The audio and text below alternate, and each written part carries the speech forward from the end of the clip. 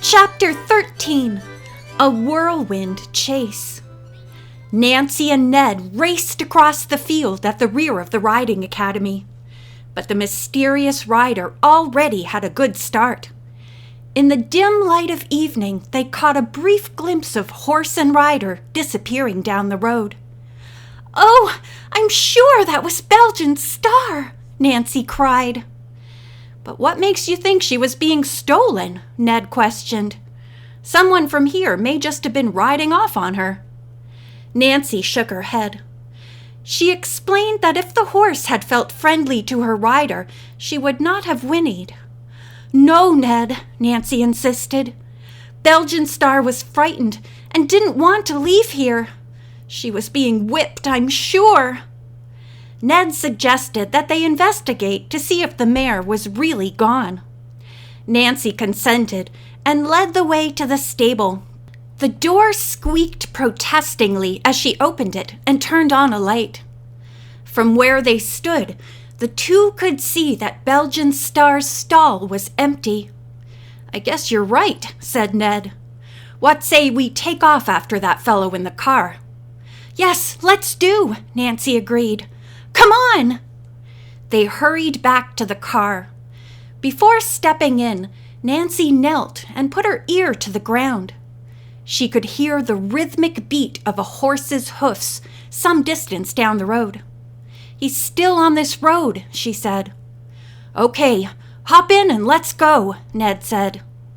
He turned the car around and started down the road. They rode nearly a mile before they began to hear the pounding hoofbeats.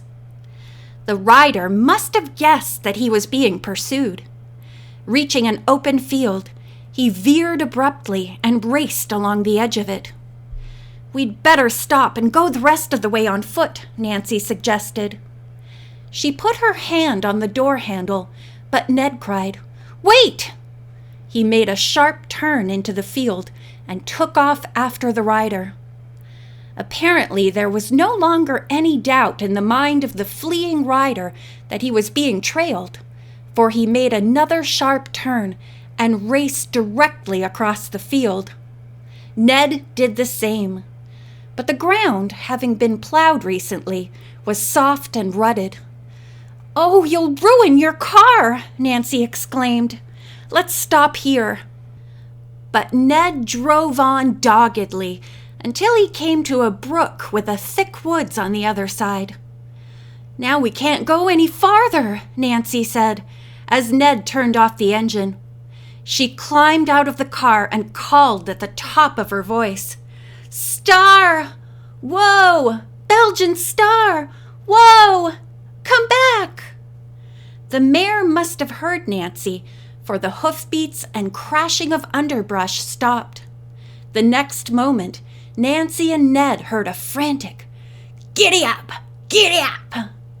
Still no sound from the horse.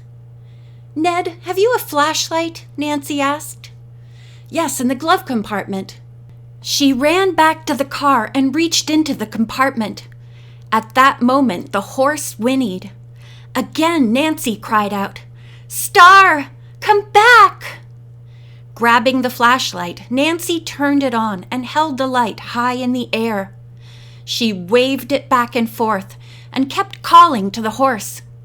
Suddenly, there was a sound of hoofbeats and a frantic trampling of undergrowth.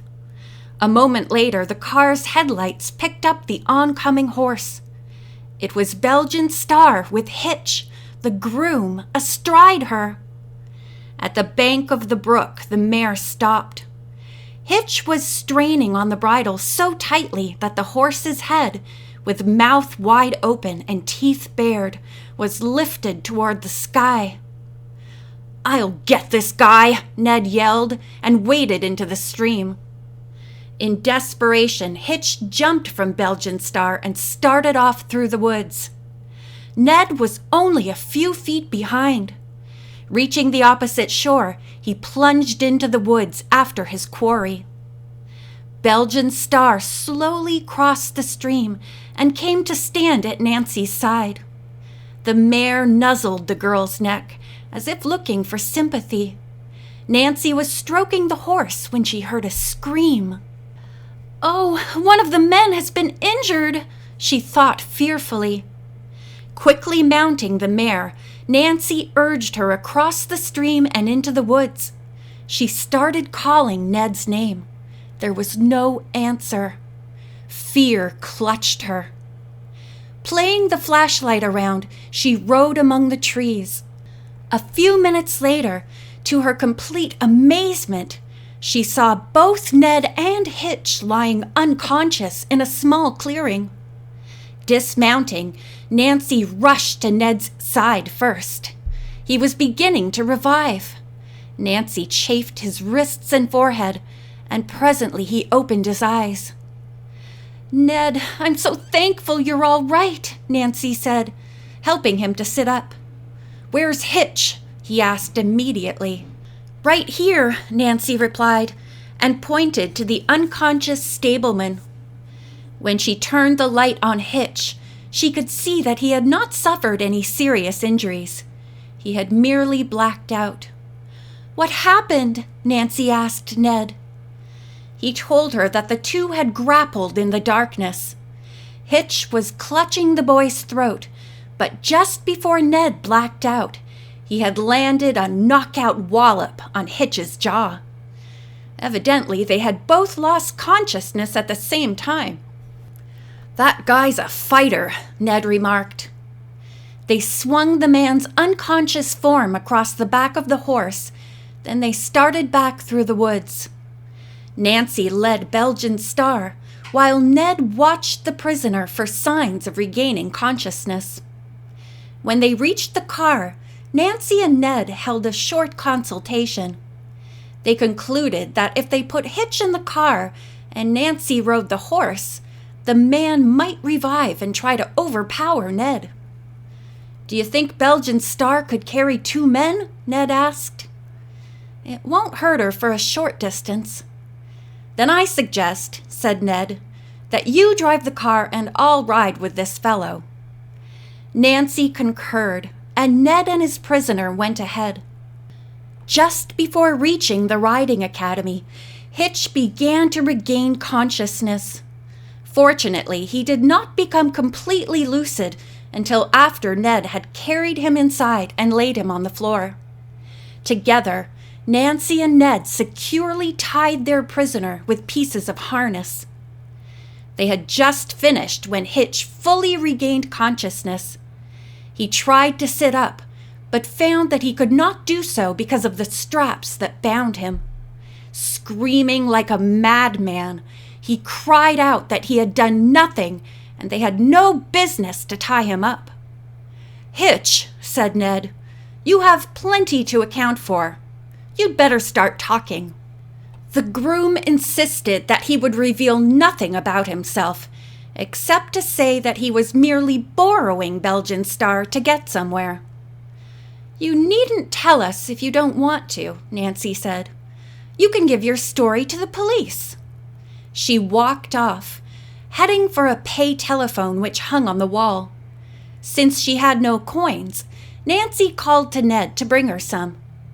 "I'll call Chief McGinnis for you," he offered. "See if you can get anything out of Hitch." Returning to the prisoner, Nancy asked him why he had tried to strangle her with the whip at the circus. The man's eyes nearly bulged from his head. "How'd you know I did that?" he asked.